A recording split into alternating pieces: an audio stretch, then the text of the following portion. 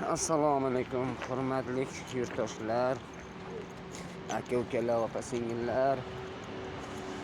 Ko'rib turganlaringdek, mana Shamshod xo'ja yana videoga qaytdi, xudo xolasam.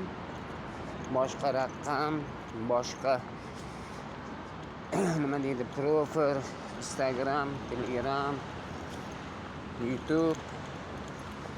Har xil holatlarimiz yangilanishiga to'g'ri keldi. Azizlar, mana qaytdik.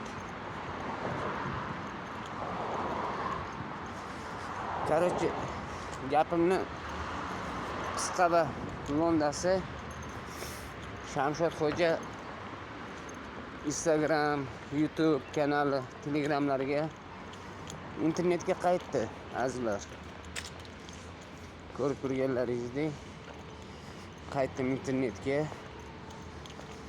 Men yanada kuchliroq, yanada harakatchanroq bo'lib, xudo xolasam yonlaringizga qaytdim.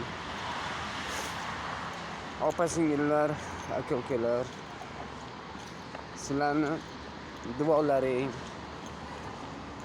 yordamlaring bilan, har bir bosgan like, yozgan podpiska, kommentariyallaring bilan men shuni o'ylaymanki, borman. Sizlarsiz men hech kimman.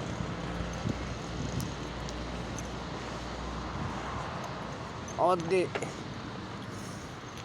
musulkada ishlab, qo'ldan kelgancha rivojlangan bo'lgan taqdirimda ham sizlarsiz men hech kimman. Kimki bo'lay, sizlar bilan borman.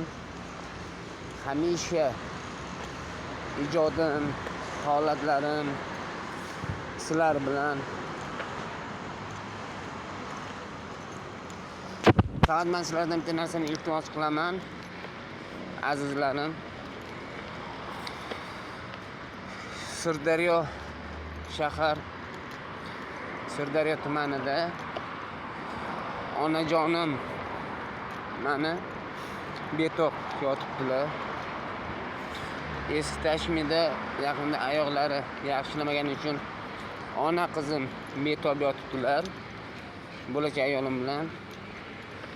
Shularni duo qilinglar. Har bir duolaring menga madad bo'ladi, menga kuch bo'ladi.